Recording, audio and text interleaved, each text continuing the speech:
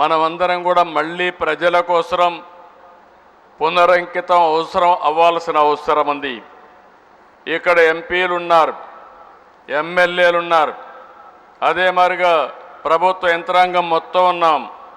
మనం అందరం అనుకుంటే, అందరం కలిసి సమిష్టిగా పనిచేయగలిగితే ఏదైనా సాధ్యం. అలాంటి విషయమే మీ ముందర నేను ఉంచుతున్నా.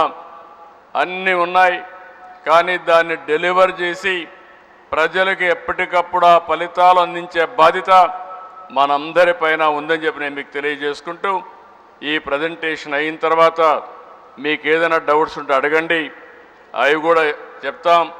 అదే మరి అధికార యంత్రాంగాన్ని ఒకటే కోరుతున్నాం, ప్రజాప్రతినిధులు ఒకటే కోరుతున్నాం. మన మీద ఒక బాధ్యత ఉంది. ఆ బాధ్యత నెరవేర్చాలంటే అనునిత్యం కొత్త విషయాలు మనం అర్థం చేసుకోవాలి, ప్రజా సమస్యల్ని అధ్యయనం చేయాలి, ప్రజల అభీష్ట ప్రకారం మనం పనిచేసే మనస్తత్వాన్ని అలవాటు చేసుకోవాల్సిన అవసరం ఉందని చెప్పి కూడా నేను మీకు తెలియజేస్తూ, ఈరోజు నేను ఇక్కడ మీకు ప్రజెంటేషను కనపడుస్తుందో లేదో అది లేదు, మన వాళ్ళు చెప్పింది కనపడుస్తున్నట్టున్నారు. కనపడుస్తుందా మీకు ప్రజెంటేషను? Okay, agree.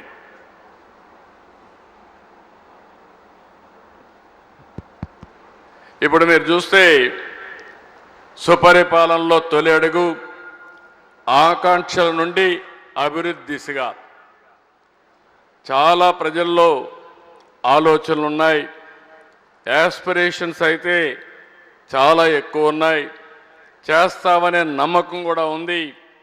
కానీ ఇబ్బందులు కూడా అదేవిధంగా చాలా ఇబ్బందులు ఉన్నాయి.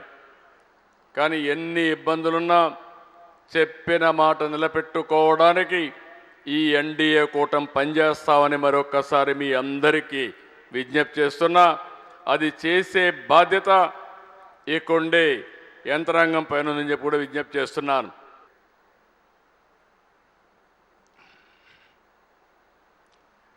జూన్ 4వ తారీఖున 2024 దేశంలోనే అన్ప్రెసిడెంటెడ్ మ్యాండేట్ ఇచ్చారు.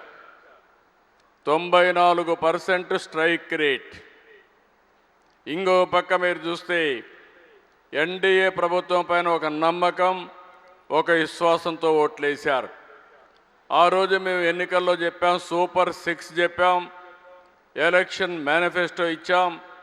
ఈ రెండు కూడా ఎప్పటికప్పుడు సమీక్ష చేసుకుంటూ అధికార యంత్రాంగం కూడా గుర్తుపెట్టుకోవాల్సింది, ఈరోజు ప్రజాస్వామ్యంలో ప్రభుత్వాలకు పొలిటికల్ గవర్నెన్స్ అని చెప్పి కూడా నేను మీకు తెలియజేస్తున్నా. ఇంకో పక్కన ఒకసారి చూస్తే అంత మునుపు ప్రభుత్వం టోటల్గా వారు చేసిన పరిపాలన వల్ల ఇన్వెస్టర్స్లో నమ్మకం పోయింది. ఎక్కడ చూసినా అవకతవకమైన విధ్వంసాన్ని క్రియేట్ చేసే పరిస్థితికి వచ్చారు. యువతకు ఉద్యోగాలు లేవు, లా అండ్ ఆర్డర్ మొత్తం భ్రష్టు పట్టిపోయే పరిస్థితికి వచ్చింది, చాలా సమస్యలు వచ్చాయి. ఇంకో పక్క ఇర్రేషనల్ 3 క్యాపిటల్ మోడల్, 3 రాజధానులు ప్రపంచంలో ఎక్కడా సక్సెస్ కాలేదు. అలాంటి సిద్ధాంతాన్ని తీసుకొచ్చి 5 సంవత్సరాలు 3 ముక్కలాటాడి కడాన రాష్ట్రానికి క్యాపిటల్ లేకుండా చేసే పరిస్థితికి వచ్చారు. ఇంకొక పక్క పోలవరం ప్రాజెక్టు, ఒకసారి మీరు చూస్తే పోలవరాన్ని పూర్తి చేసుకుంటే ఆంధ్రప్రదేశ్ రాష్ట్రానికి చాలా వరకు నీటి సమస్య పరిష్కారం అవుతుంది. దక్షిణ భారతదేశంలో ఎక్కువ నీటి వనరులు ఉండే రాష్ట్రం ఆంధ్రప్రదేశ్ రాష్ట్రం. దానికి కారణం గోదావరి నది. అందులో కూడా పోలవరం పూర్తి చేస్తే నదుల అనుసంధానం మనం చేసుకోగలిగితే రాష్ట్రానికి నీటి సమస్య లేకుండా సుభిష్టంగా ముందుకు తీసిపోయే పరిస్థితి వస్తుంది. అలాంటి పోలవరం ప్రాజెక్ట్ని డయాఫామ్ వాల్ మీరు చూశారు, పూర్తిగా కొలాప్స్ అయిపోయే పరిస్థితికి వచ్చింది.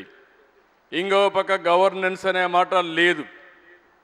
ఎక్కడ చూసినా మా మిత్రులు ఇంతమంది చెప్పారు, నేను ఎక్కువ మాట్లాడడం లేదు. ఎంతవరకైనా సరే అణగదొక్కే ధోరణి తప్ప ఒక ప్రజాహిత పాలన ప్రజల కోసం చేయాలని ఆలోచన చేయకుండా ముందుకు పోయే పరిస్థితికి వచ్చారు.